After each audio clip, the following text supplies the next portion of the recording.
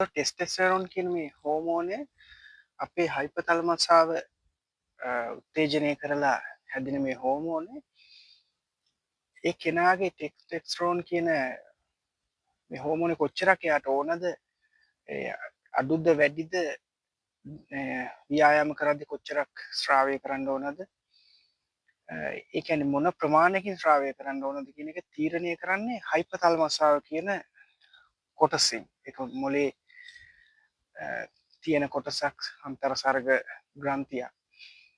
එතකොට මේක තමයි තීරණය කරන්නේ කොච්චර ප්‍රමාණයකින් තියෙන්න ඕනද ඒක වැඩි නම් අඩු කරනවද කොච්චර ප්‍රමාණයකින් ඒක ඊස්ට්‍රජන් බවට හරවනවා සාමාන්‍යයෙන් 7ක් 100ක් තියෙනවනම් 7ක් ඒකෙන් ඊස්ට්‍රජන් බවට හරවනවා පිරිමි කෙනෙක්ගේ.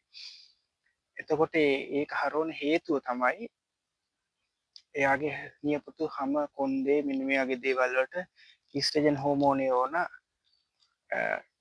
ඒ කාර්ය කරන්න. එතකොට අපි මේ පිටින් විද්දම වෙන්නේ මේ සම්පූර්ණ සිස්ටම් එක අතරමකොත් ජෑම් වෙලා යන එක තමයි වෙන්නේ. එතකොට අපි මේවා කරගත්තට පස්සේ අපේ ජීවිතවල වලට ශරීරයන් වලට සිද්ධ වෙන මේ මොහොතේ ඉඳලා සිද්ධ වෙන ප්‍රශ්න වලට මුහුණ දෙන්න අපිට මුදල් තියෙනවා. සමහර පරීක්ෂණ කරද්දී ඒවට මුදල් ඕනේ.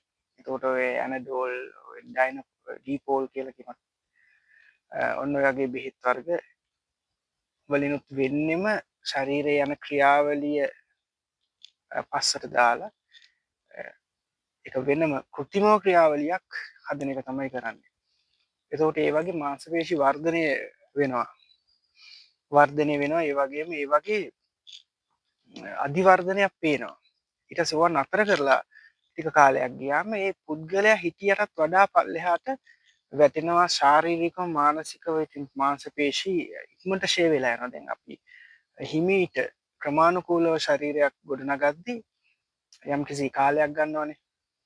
ප්‍රතිඵලයක් ගන්න සාමාන්‍ය මාස කිහිපයක් යනවා ප්‍රතිඵලයක් දකින්න. එතකොට ඒ කීපයේදී දකින්න ප්‍රතිඵලය ඉතාමත් සාර්ථක. අති සාර්ථකයි ඒ ක්‍රමය. ඒක හරියට අර හිමීට හැදුණු කොස් ගහක් වගේ හරි ශක්තිමත්. දැන් ඔය ඉක්මනට හැදෙන්නේ කෙසෙල් ගස් ලැබු ගස් වගේ ඉක්මනට හැදුණා ඉක්මනට පළදාවක් දුන්නා නොදුන්නා මැරුණා. එතකොට පේන ඒ කාලය වෙනස්. පළදාවක් දෙනවා ඉක්මනට පළදාවක් දෙනවා. හැබැයි ඒක මැරෙනවා. හැබැයි කොස් ගහ පරක්කු වෙලා පළදාව දෙනවා. ඒක පළදාවක් සෑහෙන කාලයක් මනුෂ්‍යන්ට දෙනවා. එතකොට මිනිස්සුන්ට ඒක එච්චර කාලයක් දෙද්දි කෙසෙල් ගහක් සාමාන්‍ය එක කෙසෙල් කැනකින් පස්සේ මැරෙනවා. කැනක් හැදෙන්න කලින් හරි මැරෙනවා. එතකොට ගස් ලැබුවොත් වැඩි කල් පවතින්නේ නැහැ මේවා. ඉතින් ඒ වගේ මේ ස්ටිරොයිඩ් වගේ මේ පෙති වර්ග, ටැබ්ලට් වර්ග මේවා කොච්චර හොඳයි කියලා පිට රටවල් වලින් කිව්වත් ඔයගොල්ලෝ මේක තේරුම් ගන්න ඒ අයට සල්ලි තියෙනවා. ඕන තරම් සල්ලි තියෙනවා. ඒ ආණ්ඩුව ඒ අයට වියදම් කරනවා. අපේ දැන් පේනවනේ පෙට්‍රල් කොච්චර ගණන්ද කියලා. එතකොට මේ වගේ රටක ඉඳගෙන මේ වගේ ආර්ථිකයක ඉඳගෙන මේ දේවල් කරන්න යන්න එපා කියන අනතුරු ඇඟවීම තමයි මම ඕගොල්ලන්ට දෙන්නේ. මොකද මාංශපේශි වර්ධනය කරගත්ත කියලා මීට් එකකට නගින්නේ නැත්නම් ඔයාගේ වෘත්තීය විදිහට මේක කරන්නේ නැත්නම් නිකන් සමාජයට පේන්න අර ජිම් එකේ නේන අහවලාට වඩා පේන්න නම් ඔයා මේක කරන්නේ ඔයා ටිකක් භයානක තැනක ඉන්නේ කියලා මට අනතුරු අඟවන්න වෙනවා. මොකද කිසි ඵල ප්‍රයෝජන නැති කිසි ඵලයක් නැති දෙයක් තමයි ඔයා ඔය කරගන්න හදන්නේ. මේකේ ප්‍රතිඵල අන්තිම භයානකයි. ඔයගොල්ලෝ බලන්න හොයලා මේ ඔය ස්ටිරොයිඩ් වර්ග පාවිච්චි කරපු අය වැඩි කල ජීවත් වුණාද කියලා හොයලා බලන්න. බොහෝ අය මැරුණා. ගොඩාක් අය ජීවිතවල වලින් සමුගත්තා. එයාලා මැරෙන වෙලාවේ එයාලවත් කියන්නේ බෑ. heart attack එනවා, heart එක නවතිනවා.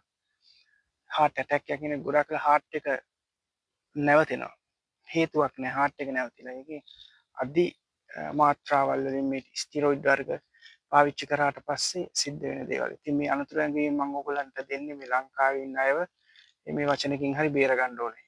ඉතින් මේක අවශ්‍ය අයට විතරක් ෂෙයා කරන්න.